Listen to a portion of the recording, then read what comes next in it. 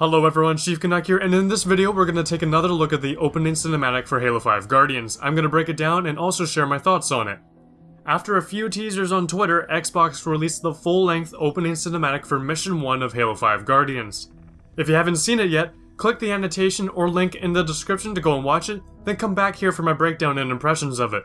You guys repeatedly asked me what I thought about it online, so I thought I better get to work now that I'm back from PAX. The cinematic begins with Fireteam Osiris sitting aboard a Pelican when they receive orders from Thomas Lasky. From the transmission we learn that 5 human colonies have been hit in the past 72 hours. All incidents Forerunner in nature. Fireteam Osiris. Over the last 72 hours, 5 colonies have experienced identical events. Massive destruction. Forerunner in origin. Looking at the intel from the transmission we can see 2 colony names, Conrad's Point and Ursa 4. The images reveal massive craters with blue Forerunner tech left behind. This is where Guardians were most likely stored. Remember the Halo trailer from E3 2013? Yeah, probably something like that. Lasky tells Fireteam Osiris that Dr. Halsey has contacted the UNSC offering information about these attacks.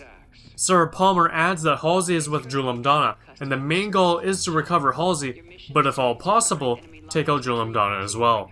Halsey has been with the Covenant leader since the events of Halo 4 Spartan Ops and throughout the comic series Halo Escalation. She's not very happy with what transpired between her and the UNSC, and has since allied with Jewel. But she's more or less using Jewel for her own goals. She's kinda neutral in a sense, she just wants to find whoever will help her to do what she wants. But now, it appears that something has happened between Halsey and Jewel, and that's why she's contacting the UNSC. We've known since San Diego Comic-Con that the first mission in Halo 5 will be played from the perspective of Fireteam Osiris, and involve the retrieval of Dr. Halsey. It's important to know that at this point, Master Chief and the rest of Blue Team have not been considered AWOL by the UNSC. We've seen brief clips of Fireteam Osiris and Halsey in the past, and now we know that those clips probably belong to this mission as they take place on this snowy planet called Kamchatka, which is also the setting for the Warzone map March on Stormbreak. In those clips we actually saw a long time ago, we actually see Locke taking on Jewel with Halsey in the background. Before Fireteam Osiris leaves the Pelican, we're treated to some great banter amongst the characters. Recently, Josh Holmes posted online that Buck took Thorne's place as the 4th member of Fireteam Osiris because of his sense of humor and that they love Nathan Fillion. But who doesn't? Say, before we make this jump, anybody want to say a few words? I figure if God can hear how scared I am, so can everyone else. Locke, you buying the first drink when we're done? You ask, you buy. Fireteam Osiris, the light is green. And as a great and now former ODST once said, you know the music, time to dance. And oh boy does this Halo 5 soundtrack sound amazing!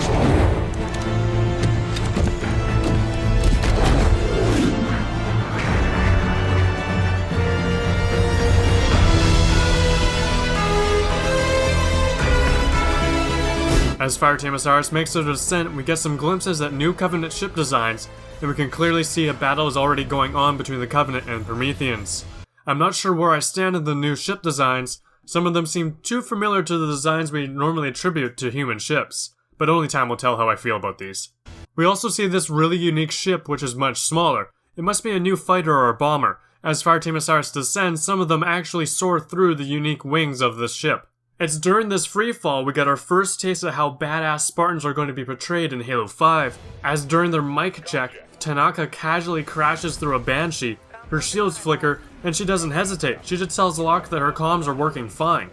Once they reach the surface, they do not hold back and begin showing off their Spartan abilities, mainly the ground pound. Contact!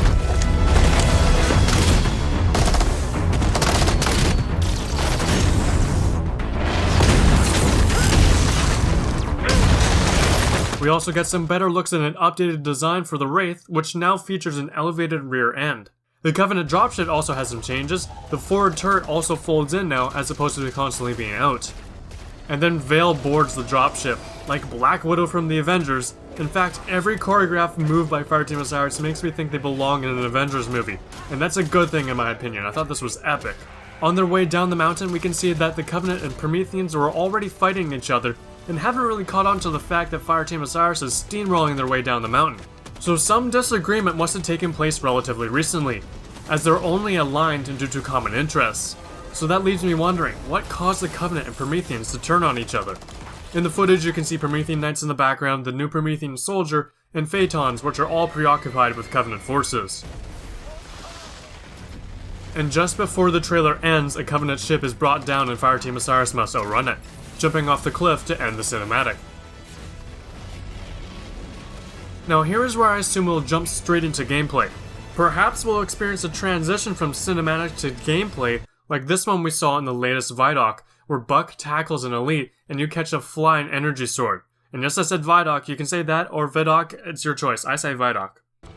I personally love the cinematic and I keep having to remind myself that this isn't just a trailer.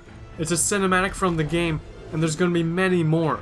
While I was in Toronto, I got to see a snippet of the cinematic for the second mission called Blue Team. And even though it was a work in progress clip at the time, I was blown away and I felt it totally captured Blue Team's essence in my books. So what do you guys think about the cinematic? Are you guys as hyped as I am? Leave your thoughts in the comments down below. As always, thank you so much for watching. If you enjoyed the video, be sure to like and subscribe if you haven't already for more awesome Halo news and content. My name's Chief Canuck and I'm signing out.